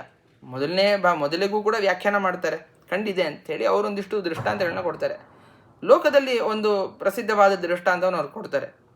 ದೇವನಾಕ್ಷಮಾನಯ ಅಂಥೇಳಿ ಒಂದು ದೃಷ್ಟಾಂತ. ಅಕ್ಷ ಶಬ್ದಕ್ಕೆ ಅನೇಕ ಅರ್ಥಗಳಿದೆ. ಅಕ್ಷ ಅಂದರೆ ಕಣ್ಣು ಅಂತ ಕರೀತಾರೆ, ಅಥವಾ ಈ ಚಕ್ರದ ಮಧ್ಯದಲ್ಲಿರುವಂತಹ ಪಟ್ಟಿಗಳನ್ನು ಕೂಡ ಅಕ್ಷ ಅಂತ ಕರೆಯುವಂಥದ್ದಿದೆ. ಇನ್ನು ಯಾವುದು ಈ ಜೂಜಾಟಕ್ಕೆ ಬಳಸುವಂತಹ ಒಂದು ಪಗಡೆ ಅಂತ ಏನು ಕರೀತಾರೆ, ಅದನ್ನು ಕೂಡ ಅಕ್ಷ ಅಂತ ಕರೀತಾರೆ. ಅಂದರೆ ಡೈಸ್ ಅಂತ ಏನು ಹೇಳ್ತಾರೆ ಇಂಗ್ಲೀಷಲ್ಲಿ, ಅದನ್ನು ಕೂಡ ಅಕ್ಷ ಅಂತ ಕರೀತಾರೆ. ಇವಾಗ ಅಕ್ಷಮಾನಯ, ಅಕ್ಷವನ್ನು ತಗೊಂಬ ಅಂತ ಒಬ್ಬರು ಹೇಳಿದಾಗ ಯಾವುದು ಅಕ್ಷ ಅಂದರೆ ಏನು ಅಂತ ನಮ್ಗೆ ಗೊತ್ತಾಗಲ್ಲ. ಅದಕ್ಕೆ ದೇವನಾಕ್ಷಮಾನಯ ಅಂತ ಹೇಳ್ತಾರೆ. ಇಲ್ಲಿ ದೇವನ ಅಕ್ಷೀರ್ ದಿವ್ಯತಿ ಅಂತೆಲ್ಲ ವೇದಗಳಲ್ಲಿ ಹೇಳ್ತಾರೆ. ದಿವ್ಯತಿ ಅಂದರೆ ಆ ಜೂಜಾಟಕ್ಕೆ ಸಾಧನವಾಗಿರುವಂಥ ಪಗಡೆಯನ್ನು ದೇವನ ಅಂತ ದೇವನಾಕ್ಷ ಅಂತ ಕರೀತಾರೆ. ಆದ್ದರಿಂದ ಈ ಅಕ್ಷ ಶಬ್ದದ ವ್ಯಾಖ್ಯಾನ ರೂಪವಾಗಿದೆ ದೇವನ ಎಂಬ ಶಬ್ದ. ಅಂದರೆ ದೇವನಾಕ್ಷಮಾನಯ ಎಂಬ ಈ ವಾಕ್ಯದಲ್ಲಿ ಮೊದಲು ಇರುವಂತಹ ಈ ದೇವನ ಶಬ್ದ ಅನ್ನೋದು ಅಕ್ಷ ಶಬ್ದದ ವ್ಯಾಖ್ಯಾನ ರೂಪವಾಗಿದೆ. ನೀವೇನು ಹೇಳ್ತೀರಾ? ಕೊನೆಗಿರೋದೇ ವ್ಯಾಖ್ಯಾನ ಯಾವತ್ತೂ ಕೂಡ ಅಂತ ಹೇಳ್ತೀರಾ. ಹಾಗೆ ನಿಯಮ ಇಲ್ಲ. ಮೊದಲಿಗಿರುವಂಥದ್ದು ಕೂಡ ವ್ಯಾಖ್ಯಾನ ರೂಪ ಆಗುತ್ತೆ. ಆದ್ದರಿಂದ ಉಪಕ್ರಮವು ವ್ಯಾಖ್ಯಾನ ರೂಪವಾಗಿದೆ. ಆದ್ದರಿಂದ ಉಪಕ್ರಮದ ವ್ಯಾಖ್ಯಾನಾನುಸಾರವಾಗಿ ವ್ಯಾಖ್ಯೆಯನ್ನು ನಾವು ಅರ್ಥ ಮಾಡ್ಕೊಬೇಕು. ಅದು ಮೊದಲೇ ಇದೆ ವ್ಯಾಖ್ಯಾನ. ಅದರಿಂದ ಉಪಕ್ರಮದ ಅನುಸಾರವಾಗಿ ನೀವು ಉಪಸಂಹಾರವನ್ನು ಅರ್ಥ ಮಾಡ್ಕೊಬೇಕು. ಆದ್ದರಿಂದ ಉಪಸಂಹಾರವು ದುರ್ಬಲ, ಉಪಕ್ರಮವೇ ಪ್ರಬಲ ಅಂಥೇಳಿ ಹೇಳ್ತಾರೆ. ಅದಕ್ಕೆ ಅವ್ರು ಒಂದು ವ್ಯಾಕರಣದ ದೃಷ್ಟಾಂತವನ್ನು ಹೇಳ್ತಾರೆ. ಇದು ಕೆಲವು ಜನಕ್ಕೆ ಅರ್ಥ ಆಗಬಹುದು, ಅದರಿಂದ ಹೇಳ್ತೀನಿ. ವ್ಯಾಕರಣದಲ್ಲಿ ಪಾಣಿನಿ ಋಷಿಗಳು ಮೊದಲಿಗೆ ಬರೆದಿರುವಂತಹ ಸೂತ್ರ ವೃದ್ಧಿರಾದೈಚ್ ಅಂತ ಹೇಳಿ ಮೊದಲನೇ ಸೂತ್ರ. ಸುಮ್ಮನೆ ಅರ್ಥ ಮಾಡ್ಕೊಳ್ಳಿ, ಏನೋ ಇಲ್ಲಿ ಕ್ಲಿಷ್ಟವಾದ ಅರ್ಥ ಏನಿಲ್ಲ. ಆದೈಚ್ ಎಂಬುದಕ್ಕೆ ವೃದ್ಧಿ ಅಂತ ಹೆಸರು. ವೃದ್ಧಿರಾದೈಚ್ ಅಂತ ಹೇಳ್ತಾರೆ. ಮುಂದೆ ಅವರೇ ಮುಂದಿನ ಸೂತ್ರಗಳಲ್ಲಿ ಸಿಚವೃದ್ಧಿ ಅಂತ ಹೇಳಿ ಇನ್ನೊಂದು ಸೂತ್ರವನ್ನು ಹೇಳ್ತಾರೆ. ಅದು ವೃದ್ಧಿಯನ್ನು ವಿಧಾನ ಮಾಡುವಂತಹ, ವೃದ್ಧಿಯ ಕಾರ್ಯವನ್ನು ಹೇಳುವಂತಹ ಒಂದು ಸೂತ್ರ. ಅಲ್ಲಿ ವೃದ್ಧಿ ಅಂದ್ರೆ ಏನು ಅಂತ ನಮಗಿನ್ನೂ ಗೊತ್ತಿಲ್ಲ. ಸಿಚವೃದ್ಧಿ ಅಂತ ಮುಂದೆ ಹೇಳಿದಾಗ ಅದಕ್ಕೆ ಮೊದಲೇನೆ ಆ ಮುಂದೆ ಬರುವಂತಹ ವೃದ್ಧಿ ಶಬ್ದದ ವ್ಯಾಖ್ಯಾನವನ್ನು ಪಾಣಿನಿ ಋಷಿಗಳು ಮಾಡ್ತಾರೆ, ವೃದ್ಧಿರಾದೇಚ್ ಅಂತ ಹೇಳಿ. ಆದ್ದರಿಂದ ಮುಂದೆ ಹೇಳುವಂಥದ್ದರ ವ್ಯಾಖ್ಯಾನ ಮೊದಲಿಗೆ ಮಾಡಿರೋದು ಕೂಡ ಕೆಲವು ಕಡೆ ಕಂಡಿದೆ.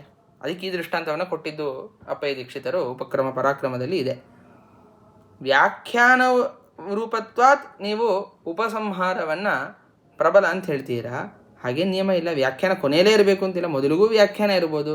ಆದ್ದರಿಂದ ಉಪಕ್ರಮವನ್ನೇ ಪ್ರಬಲ ಅಂತ ಹೇಳಬೇಕು. ಅದು ಕೂಡ ವ್ಯಾಖ್ಯಾನ ರೂಪವಾಗಿದೆ. ಆದ್ದರಿಂದ ವ್ಯಾಖ್ಯಾನ ರೂಪತ್ವಾತ್ ಉಪಕ್ರಮವನ್ನೇ ಪ್ರಬಲ ಅಂತ ಹೇಳಬೇಕು ಅಂಥೇಳಿ ಅವರ ಆಕ್ಷೇಪ. ಅದಕ್ಕೆ ವಿಜೇಂದ್ರ ಸ್ವಾಮಿಗಳು ಉತ್ತರವನ್ನು ಕೊಡ್ತಾರೆ. ಯಾವತ್ತಿದ್ರೂ ಕೂಡ ಒಂದು ವ್ಯಾಖ್ಯಾನ ಅಂದರೆ ಒಂದು ಮಾತಿನ ವಿವರಣೆ ಹೊರಡೋದು ವ್ಯಾಖ್ಯೇಯವನ್ನು ತಿಳಿದಾಗ ಮಾತ್ರ. ವ್ಯಾಖ್ಯೇಯ ಅಂದರೆ ನಾವು ಯಾವುದರ ವಿವರಣೆಯನ್ನು ಕೊಡ್ತೀವೋ ಅದು ವ್ಯಾಖ್ಯೇಯ ಅಂತ ಕರೆಸ್ಕೊಳ್ಳುತ್ತೆ. ಅದರಿಂದ ಯಾವ ಒಂದು ವಿಷಯದ ವಿವರಣೆಯನ್ನು ಮಾಡಬೇಕು, ಆ ವಿವರಣೀಯವಾಗಿರುವಂತಹ ವಾಕ್ಯದ ಜ್ಞಾನ ಇಲ್ಲದೆ ಯಾರೂ ಕೂಡ ಮುಂದೆ ಅದರ ವಿವರಣೆಯನ್ನು ಮಾಡಕ್ಕೆ ಹೊರಡೋದಿಲ್ಲ. ಆದ್ದರಿಂದ ಉಪಕ್ರಮ ಉಪಸಂಹಾರಗಳಲ್ಲಿ ವಿರೋಧ ಬಂತು. ವಿರೋಧ ಪರಿಹಾರ ಮಾಡಿ ಈ ಎರಡಕ್ಕೂ ಏಕರೂಪತೆಯನ್ನು ತರಕ್ಕೆ ನಾವು ವ್ಯಾಖ್ಯಾನ ರೂಪತ್ವವನ್ನು ಈ ಎರಡರಲ್ಲಿ ಯಾವ್ದಾದ್ರು ಒಂದಕ್ಕೆ ಹೇಳಬೇಕು. ಈ ಎರಡರಲ್ಲಿ ಯಾವುದಕ್ಕೆ ವ್ಯಾಖ್ಯಾನ ರೂಪತ್ವವನ್ನು ಹೇಳಬೇಕು ಅಂತ ನಮಗೆ ಇವಾಗ ಸಂಶಯ ಬಂದಿದೆ. ಉಪಸಂಹಾರವನ್ನು ವ್ಯಾಖ್ಯಾನ ಅಂತ ಕರಿಬೇಕು, ಉಪಕ್ರಮವನ್ನು ವ್ಯಾಖ್ಯಾನ ಅಂತ ಕರಿಬೇಕು ಅಂತ ಸಂಶಯ ಇರುವಂಥದ್ದು. ಅದಕ್ಕೆ ವಿಜೇಂದ್ರ ಹೇಳುವಂಥದ್ದು ಉಪಸಂಹಾರವನ್ನೇ ನಾವು ವ್ಯಾಖ್ಯಾನ ಅಂತ ಕರಿಬೇಕು. ಮೊದಲಿಗೆ ಯಾವತ್ತೂ ಕೂಡ ನಾನು ಹಿಂದೆ ಹೇಳಿದಂತೆ ಮೊದಲಿಗೆನೇ ವಿವರಣೀಯವಾಗಿರುವಂತಹ ವಿಷಯದ ಉಪಸ್ಥಿತಿ ಬರುತ್ತೆ, ತದನಂತರದಲ್ಲಿನೇ ವ್ಯಾಖ್ಯಾನದ ಉಪಸ್ಥಿತಿ ಬರುವಂಥದ್ದು. ಅದಕ್ಕೆ ಪ್ರಸಿದ್ಧವಾಗಿ ಸಾಮಾನ್ಯ ಜ್ಞಾನ ಇದ್ದರೆ ಅದನ್ನು ಮುಂದೆ ನಮಗೆ ವಿಶೇಷ ಜ್ಞಾನವನ್ನು ಪಡ್ಕೊಳ್ಳೋಕೆ ಸಾಧ್ಯ. ನಾವು ಮೊದಲಿಗೆ ಅಕ್ಷರಾಭ್ಯಾಸವನ್ನು ಮಾಡಿದರೆ ಸಾಮಾನ್ಯವಾಗಿ ಎಲ್ಲ ಅಕ್ಷರವನ್ನು ತಿಳ್ಕೊಂಡಿದ್ರೆ ತದನಂತರದಲ್ಲಿ ನಾವು ಒಂದು ಪಂಕ್ತಿಯನ್ನು ಒಂದು ವಾಕ್ಯವನ್ನು ಓದೋಕ್ಕೆ ಸಾಧ್ಯ ಆಗುತ್ತೆ. ಹೊರತು ಸಾಮಾನ್ಯವಾಗಿ ನನಗೆ ಅಕಾರ ಇಕಾರಗಳ ಜ್ಞಾನನೇ ಇಲ್ಲ ಅಂತಾದರೆ ಹೇಗೆ ನಾನು ವಿಶೇಷವಾಗಿ ಒಂದು ಇಡೀ ವಾಕ್ಯವನ್ನು ಓದೋಕ್ಕೆ ಸಾಧ್ಯ? ಅದೇ ರೀತಿಯಾಗಿ ಇಲ್ಲೂ ಕೂಡ ಸಾಮಾನ್ಯತಃ ನಾವು ಯಾವುದರ ವಿವರಣೆಯನ್ನು ಮುಂದೆ ಮಾಡ್ತೀವಿ ಅಂತ ತಿಳ್ಕೊಬೇಕು. ಮೊದಲಿಗೆ ಆ ವಿವರಣೀಯವಾಗಿರುವಂತಹ ವಾಕ್ಯವನ್ನು ಕೊಟ್ಟರೆ ವ್ಯಾಖ್ಯೇಯವಾಗಿರುವಂತಹ ವಸ್ತುವಿನ ಜ್ಞಾನ ಇದ್ರೇ ಅನಂತರಲ್ಲಿ ವ್ಯಾಖ್ಯಾನವನ್ನು ಮಾಡೋಕ್ಕೆ ಸಾಧ್ಯ. ಅದರಿಂದ ಯಾವತ್ತಿದ್ರೂ ಕೂಡ ವ್ಯಾಖ್ಯಾನ ಮೊದಲಿಗಿರೋದಿಲ್ಲ, ವ್ಯಾಖ್ಯಾನ ಕೊನೆಯಲ್ಲೇ ಇರುತ್ತೆ. ಅದನ್ನು ಉಪಸಂಹಾರವು ಕೊನೆಯಲ್ಲಿರುವಂಥದ್ದು ವ್ಯಾಖ್ಯಾನ ರೂಪ ಉಪಸಂಹಾರನೇ ಆಗಬೇಕಷ್ಟೇ ಹೊರತು ಉಪಕ್ರಮವು ವ್ಯಾಖ್ಯಾನ ರೂಪ ಆಗುವುದಿಲ್ಲ ಅಂಥೇಳಿ ವಿಜೇಂದ್ರ ಸ್ವಾಮಿಗಳು ಸ್ಪಷ್ಟಪಡಿಸ್ತಾರೆ. ಹಾಗಿದ್ರೆ ದೇವನಾಕ್ಷಮಾನಯ ಅಥವಾ ಆದೈಚ್ ಮೊದಲಾಂಥ ಸ್ಥಳದಲ್ಲಿ ವ್ಯಾಖ್ಯಾನವು ಮೊದಲೇ ಇರೋದು ಕಂಡಿದೆಯಲ್ವಾ ಅಂಥೇಳಿ ಈ ಪ್ರಶ್ನೆ ಬರಬಹುದು. ಹೌದು, ಅಲ್ಲಿ ನೀವು ಹೇಳಿದಂತೆ ಮೊದಲಿಗೆ ವ್ಯಾಖ್ಯಾನ ಇದೆ. ಅದರ ಒಂದು ಗಮನಿಸಿ, ಯಾವ ವ್ಯಕ್ತಿ ಶಬ್ದ ಪ್ರಯೋಗವನ್ನು ಮಾಡ್ತಿದ್ದಾನೆ ಅವನಿಗೆ ಬುದ್ಧಿಯಲ್ಲಿ ಆ ವ್ಯಾಖ್ಯೇಯವಾಗಿರುವಂಥ ಅಕ್ಷರ ಶಬ್ದದ ಉಪಸ್ಥಿತಿ ಇದ್ದೇ ಇರಬೇಕು. ಅವನು ಶಬ್ದ ಪ್ರಯೋಗ ಹೀಗೆ ಮಾಡಿದ್ರೂ ಕೂಡ ಮುಂದೆ ಬರುವಂಥ ಅಕ್ಷರ ಶಬ್ದದ ವಿವರಣೆ ಮಾಡಬೇಕು ಅನ್ನೋ ದೃಷ್ಟಿಯಿಂದ ಅವನು ದೇವನ ಅನ್ನೋ ಶಬ್ದವನ್ನು ಪ್ರಯೋಗ ಮಾಡಿದ್ದಾನೆ. ಅದರಿಂದ ಯಾವುದರ ವ್ಯಾಖ್ಯಾನವನ್ನು ಮಾಡಬೇಕೋ ಅದರ ಮೊದಲಿಗೆ ಅದರ ಜ್ಞಾನ ಇದ್ದಿದ್ದರಿಂದ ಅನಂತರದಲ್ಲೇನೆ ಅವನು ವ್ಯಾಖ್ಯಾನವನ್ನು ದೇವನಾಥ ಶಬ್ದವನ್ನು ಪ್ರಯೋಗ ಮಾಡ್ತಿರೋದು. ವೃದ್ಧಿರಾದಿ ಸ್ಥಳದಲ್ಲೂ ಕೂಡ ವೃದ್ಧಿ ಶಬ್ದ ವೃದ್ಧಿ ಆದೈಚ್, ವೃದ್ಧಿ ಅನ್ನೋದು ವ್ಯಾಖ್ಯೇಯ, ಅದರ ವ್ಯಾಖ್ಯಾನ ಆದೈಚ್ ಅನ್ನೋದು. ಅಲ್ಲೂ ಕೂಡ ಮೊದಲಿಗೆ ವ್ಯಾಖ್ಯೇಯ, ಅನಂತರದಲ್ಲಿ ವ್ಯಾಖ್ಯಾನ ಅಂತಿರುವಂಥದ್ದು. ಅದರಿಂದ ನೀವು ಏನು ದೃಷ್ಟಾಂತವನ್ನು ಕೊಟ್ಟಿದ್ದೀರಾ, ಇಲ್ಲೂ ಕೂಡ ಇದನ್ನಿಟ್ಕೊಂಡು ಕೂಡ ನಾವು ಹೀಗೆ ಹೇಳಬೇಕು, ವ್ಯಾಖ್ಯಾನವೇ ಯಾವತ್ತಿದ್ರೂ ಕೂಡ ಕೊನೆಯಲ್ಲಿರುವಂಥದ್ದು. ಆದ್ದರಿಂದ ಕೊನೆಯಲ್ಲಿರೋದು ಯಾವುದು ಹಾಗಿದ್ರೆ ಉಪಸಂಹಾರ. ಆದ್ದರಿಂದ ಉಪಕ್ರಮ ಉಪಸಂಹಾರಗಳಲ್ಲಿ ವಿರೋಧ ಬಂದಾಗ ವಿರೋಧ ಪರಿಹಾರ ಮಾಡೋಕ್ಕೆ ವ್ಯಾಖ್ಯಾನ ರೂಪತ್ವವನ್ನು ಒಂದಕ್ಕೆ ಹೇಳಬೇಕು. ಎರಡರಲ್ಲಿ ಉಪಸಂಹಾರಕ್ಕೆ ನಾವು ಮಾಧ್ವರು ವ್ಯಾಖ್ಯಾನ ರೂಪತ್ವವನ್ನು ಹೇಳಿದ್ವಿ. ಚಂದ್ರಿಕಾಚಾರ್ಯರು ಅದನ್ನು ಸ್ಥಾಪನೆ ಮಾಡಿದ್ರು. ಆದರೆ ಇವರು ಪ್ರಶ್ನೆ ಮಾಡಿದ್ದು ಉಪಕ್ರಮವನ್ನೇ ವ್ಯಾಖ್ಯಾನ ರೂಪ ಅಂತ ಹೇಳಬಹುದು ಅಂತ. ಅದಕ್ಕೆ ವಿಜೇಂದ್ರ ಸ್ವಾಮಿಗಳು ಕೊಟ್ಟ ಉತ್ತರ, ಉಪಸಂಹಾರವನ್ನೇ ನೀವು ಅವಶ್ಯ ವ್ಯಾಖ್ಯಾನ ರೂಪ ಅಂತ ಹೇಳಬೇಕು. ಯಾಕೆಂದರೆ ಯಾವತ್ತಿದ್ರೂ ಕೂಡ ವ್ಯಾಖ್ಯಾನ ಅನ್ನೋದು ಕೊನೆಯಲ್ಲೇ ಇರುವಂಥದ್ದು. ಮೊದಲಿಗೆ ವ್ಯಾಖ್ಯಾನವನ್ನು ಯಾರು ಹೇಳೋದಿಲ್ಲ. ಸಾಮಾನ್ಯವಾಗಿ ವ್ಯಾಖ್ಯಾನ ಅಂದ್ರೇನು, ವ್ಯಾಖ್ಯಾನ ಅಥವಾ ವಿಶೇಷ ಪ್ರತಿಪತ್ತಿ ಅಂತ ಹೇಳ್ತಾರೆ. ವಿಶೇಷವಾದ ಜ್ಞಾನ ಬರೋದು ವ್ಯಾಖ್ಯಾನದಿಂದ. ವಿಶೇಷ ಜ್ಞಾನ ಬರಬೇಕಾದ್ರೆ ಮೊದಲಿಗೆ ಸಾಮಾನ್ಯ ಜ್ಞಾನ ಇದ್ದಿರಬೇಕು. ಆದ್ದರಿಂದ ವ್ಯಾಖ್ಯಾನವನ್ನೇ ಕೊನೆಯಲ್ಲಿ ಹೇಳಬೇಕು. ಕೊನೆಯಲ್ಲಿ ಹೇಳಿದ್ರಿಂದ ವ್ಯಾಖ್ಯಾನ ರೂಪವಾದದ್ದು ಉಪಸಂಹಾರನೇ ಆಗತ್ತೆ. ಆದ್ದರಿಂದನೇ ಉಪಸಂಹಾರ ಪ್ರಬಲ ಅಂಥೇಳಿ ಉಪಸಂಹಾರದ ವಿಜಯವನ್ನು ಮಾಡಿಕೊಡ್ತಾರೆ ವಿಜೇಂದ್ರ ಸ್ವಾಮಿಗಳು. ಹೀಗೆ ಇದು ಅತ್ಯಂತ ಗಂಭೀರವಾಗಿರುವಂತಹ ವಿಷಯ, ಬಹಳ ಗಹನವಾದಂತಹ ವಿಷಯ. ನಾನು ಸಮಯಾಭಾವ ಬಹಳ ಸಂಕ್ಷಿಪ್ತವಾಗಿ ಇದರ ನಿರೂಪಣೆಯನ್ನು ಮಾಡಿದ್ದೀನಿ. ಇದರ ಅರ್ಥ ಮಾಡ್ಕೊಬೇಕು ಅಂತಾದರೆ ಸಾಮಾನ್ಯ ಜನರಿಗೆ ಕ್ಲೇಶ ಆಗಬಹುದು. ಆದರೆ ಅವರ ಆರಾಧನಾ ಪ್ರಯುಕ್ತ ಎತ್ಕಿಂಚಿದ ವಾಕ್ಸೇವೆಯನ್ನು ಮಾಡೋ ದೃಷ್ಟಿಯಿಂದ ನಾನು ಕೆಲವು ವಿಷಯಗಳನ್ನು ಯಥಾಮತಿ ನಿರೂಪಣೆ ಮಾಡಿದ್ದೀನಿ. ಹೀಗೆ ವಿಜೇಂದ್ರ ತೀರ್ಥ ಗುರು ಸಾರ್ವಭೌಮರು ಮುನಿತ್ರಯರ, ಶ್ರೀಮದ್ ಆಚಾರ್ಯರ, ಶ್ರೀಮದ್ ಟೀಕಾಕೃತ್ಪಾದರ, ಶ್ರೀಮದ್ ಚಂದ್ರಿಕಾಚಾರ್ಯರ ಅನವರತವಾಗಿರುವಂಥ ಸೇವೆಯನ್ನು ಮಾಡುವಂಥವ್ರು. ಅವರ ಗ್ರಂಥಗಳಿಗೆ ವ್ಯಾಖ್ಯಾನ, ಮಧ್ವಮತದ ಸ್ಥಾಪನೆ, ಈ ರೀತಿಯಾಗಿ ಇಲ್ಲೇ ನಾವು ನೋಡಿದಂತೆ ಶ್ರೀಮದ್ ಆಚಾರ್ಯರು, ಶ್ರೀಮದ್ ಟೀಕಾಕೃತ್ಪಾದರು, ವ್ಯಾಸರಾಜರು ಹೇಳಿರುವಂತಹ ಈ ಉಪಸಂಹಾರದ ಪ್ರಾಬಲ್ಯವನ್ನು ಇಷ್ಟು ಅದ್ಭುತವಾಗಿ, ಇನ್ನೂ ಈ ಗ್ರಂಥ ಬಹಳ ಗಹನವಾದದ್ದು. ಇಲ್ಲಿ ಮುಂದೆ ಅವರು ಮೀಮಾಂಸಾ ಅಧಿಕರಣಗಳ ದೃಷ್ಟಾಂತವನ್ನು ಕೊಟ್ಟು ಉಪಸಂಹಾರದ ಪ್ರಾಬಲ್ಯವನ್ನೇನು ಸಮರ್ಥನೆ ಮಾಡ್ತಾರೆ ಅದಂತೂ ಅತ್ಯದ್ಭುತವಾಗಿರುವಂಥದ್ದು. ಅದು ಯಾರು ಶಾಸ್ತ್ರದ ಅಧ್ಯಯನದ ಹಿನ್ನೆಲೆ ಇರುತ್ತೋ ಅವರು ಅಧ್ಯಯನ ಮಾಡಿದರೆ ಅದರ ಸ್ಪಷ್ಟತೆ ಅವರಿಗೆ ಆಗತ್ತೆ. ಹೀಗೆ ಇಂಥ ಗ್ರಂಥ ಅವಶ್ಯ ಅಧ್ಯಯನ ಮಾಡಲೇಬೇಕಾದಂಥದ್ದು ವಿದ್ವಾಂಸರಾದವರು. ಅದಕ್ಕೆ ಈ ಗ್ರಂಥದ ಕೊನೆಯಲ್ಲಿ ಮತ್ತು ಆದಿಯಲ್ಲಿ ಎರಡು ಸ್ಥಳಗಳಲ್ಲೂ ಕೂಡ ವಿಜೇಂದ್ರ ಸ್ವಾಮಿಗಳು ಒಂದು ಶ್ಲೋಕವನ್ನು, ಬಹಳ ಸುಂದರವಾಗಿರೋ ಶ್ಲೋಕವನ್ನು ರಚನೆ ಮಾಡಿದ್ದಾರೆ. ಅದನ್ನು ನಾನು ವಿವರಣೆ ಮಾಡ್ತೀನಿ. ಯೇ ನಿತ್ಯಂ ಪದವಾಕ್ಯ ಮಾನ ಸರಣಿ ಸಂಶೀಲನಾಲಂಕೃತಾ ತೇಷಾಮೇವ ಕರೋತಿ ಯಾ ಪ್ರತಿಪದಂ ಸಂತೋಷಮಾಕರ್ಣನಾತ್ ಯಾಚ ಅನೇಕ ವಿನೇಯ ಷಟ್ಪದತೆ ಸಂಫುಲ್ಲ ಮಲ್ಲೀ ಸದಾ ಸೈಷಾ ವಾಗ್ ವಿಜಯೀಂದ್ರ ಸಂಯಮಿಮಣೇ ಜ್ಞಾನಾರ್ಥಿಭಿಸ್ ಸೇವ್ಯತಾಂ. ಅವ್ರು ಹೇಳೋ ಮಾತು, ಯಾರು ಯಾವಾಗಲೂ ಕೂಡ ಪದ ವಾಕ್ಯ ಮಾನ ಸರಣಿ ಸಂಶೀಲನಾಲಂಕೃತ, ಪ್ರತಿನಿತ್ಯವೂ ಕೂಡ ವ್ಯಾಕರಣ, ನ್ಯಾಯ, ಮೀಮಾಂಸಾ ಮೊದಲಾಗಿರುವಂತಹ ಶಾಸ್ತ್ರದಲ್ಲಿ ರತರಾಗಿರುತ್ತಾರೋ, ಅದನ್ನೇ ಅಧ್ಯಯನ ಮಾಡಲಿ ತೊಡಗಿರುತ್ತಾರೋ, ತೇಷಾಮೇವ ಯಾ ಕರೋತಿ ಪ್ರತಿಪದಂ ಸಂತೋಷಮಾಕರ್ಣನಾಥ್. ನನ್ನ ಗ್ರಂಥದ ಒಂದೊಂದು ಪದವನ್ನು ಕೇಳಿದಾಗಲೂ ಅಂತಹ ವಿದ್ವಾಂಸರಿಗೆ ಮಾತ್ರ ಅದು ಸಂತೋಷವನ್ನು ಉಂಟು ಮಾಡುವಂಥದ್ದಾಗತ್ತೆ. ಯಾರು ಪ್ರತಿನಿತ್ಯವೂ ಕೂಡ ಯಾವಾಗಲೂ ಕೂಡ ಶಾಸ್ತ್ರಾಧ್ಯಯನದಲ್ಲಿ, ನ್ಯಾಯ ಮೀಮಾಂಸಾದಿ ಅನೇಕ ಶಾಸ್ತ್ರದಲ್ಲಿ ರತರಾಗಿರ್ತಾರೆ, ಅವರಿಗೆ ನನ್ನ ಗ್ರಂಥದ ಒಂದೊಂದು ಪದವೂ ಕೂಡ ಬಹಳ ಸಂತೋಷವನ್ನು ಉಂಟು ಮಾಡುವಂಥದ್ದಾಗತ್ತೆ. ಅಷ್ಟಲ್ಲದೆ ಯಾಚ ಅನೇಕ ವಿನೇಯ ಷಟ್ ಪದತತೆ ಸಂಫುಲ್ಲಮಲ್ಲಿ ಸದಾ ವಾಕ್ ಸೈಷಾ ವಾಕ್.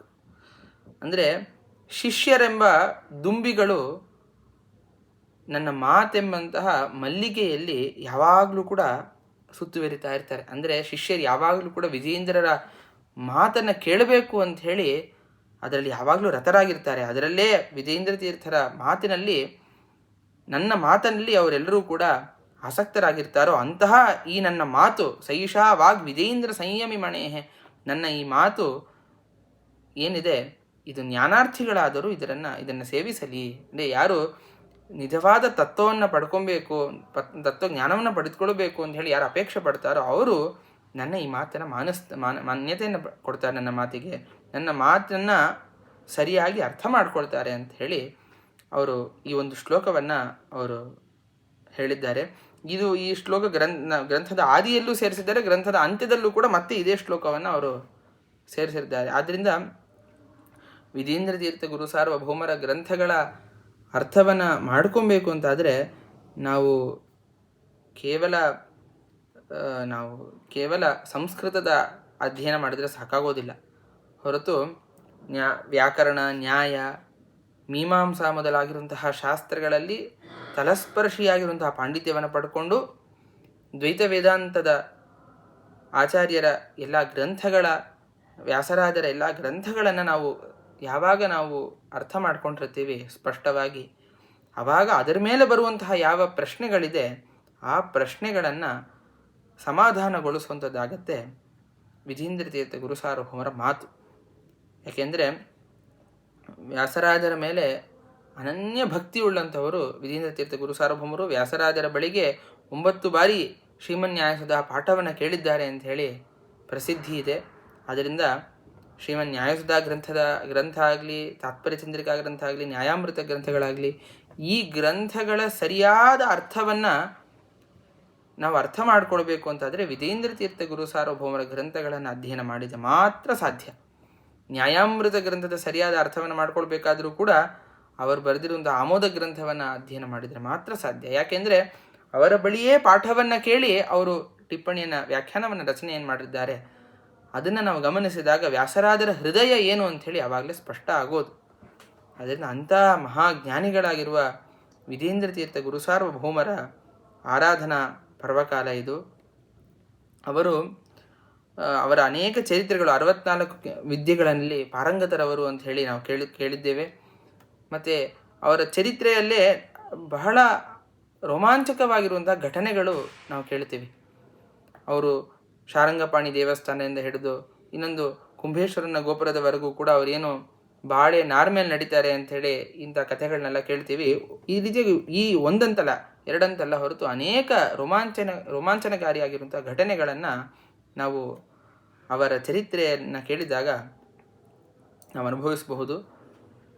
ಹೀಗೆ ವಿಧೀಂದ್ರ ತೀರ್ಥ ಗುರು ಸಾರ್ವಭೌಮರು ಬರೀ ಗ್ರಂಥದ ರಚನೆ ಮಾತ್ರ ಅಲ್ಲ, ಬರೀ ವಿದ್ಯೆಗಳಲ್ಲಿ ಪಾರಂಗತರು ಮಾತ್ರ ಆಗಲಿಲ್ಲ, ಅದೇ ರೀತಿಯಾಗಿ ವ್ಯಾಸರಾಜರಲ್ಲಿ, ತಮ್ಮ ಗುರುಗಳಲ್ಲಿ ಅನನ್ಯ ಭಕ್ತಿಯನ್ನು ಮಾಡಿದವರು. ಅವರು ಮಾಡಿರುವಂತಹ ವ್ಯಾಸರಾಜ ಸ್ತೋತ್ರದಲ್ಲಿ ಅವರು ಹೇಳ್ತಾರೆ, ವ್ಯಾಸರಾಜ ಇತಿ ಭಕ್ತಿಯ ಸದಾ ಜಪನ್ ಮುಚ್ಚತೆ ಸರ್ವ ದುಃಖೇಭ್ಯ ತದಂತರ್ಯಾಮಿನೋ ಬಲಾತ್ ಅಂತ ಹೇಳ್ತಾರೆ. ವ್ಯಾಸರಾಜ ಅಂತ ಹೇಳಿ ನಾವು ಕೇವಲ ವ್ಯಾಸರಾಜರ ನಾಮಸ್ಮರಣೆಯನ್ನು ಮಾಡಿದರೆ ಸಾಕು, ನಾವು ಎಲ್ಲ ದುಃಖಗಳಿಂದ ಮುಕ್ತರಾಗ್ತೀವಿ ಅಂಥೇಳಿ, ಈ ರೀತಿ ಕೇವಲ ಗುರುಗಳ ನಾಮಸ್ಮರಣೆಗೆ ಅಷ್ಟು ಫಲ ಇದೆ ಅಂಥೇಳಿ ಅವರು ಹೇಳ್ತಾರೆ. ಗುರುಭಕ್ತ್ಯ ಭವೇದ್ ವಿಷ್ಣು ಭಕ್ತಿ ಅವ್ಯಭಿಚಾರಣಿ ಅಂಥೇಳಿ ಒಂದು ಮಾತನ್ನು ಹೇಳ್ತಾರೆ ವಿಧೀಂದ್ರರು ವ್ಯಾಸರಾಜರ ಸ್ತೋತ್ರದಲ್ಲಿ.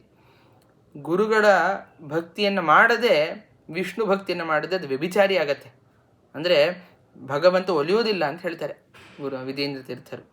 ವಿಷ್ಣು ಭಕ್ತಿಯನ್ನು ಮಾಡಬೇಕಾದ್ರೆ ಗುರುಗಳ ಭಕ್ತಿಯನ್ನು ಮಾಡುವ ಮೂಲಕ ನಾವು ವಿಷ್ಣು ಭಕ್ತಿಯನ್ನು ಮಾಡಿದಾಗ ಮಾತ್ರ ಸಾಧ್ಯ.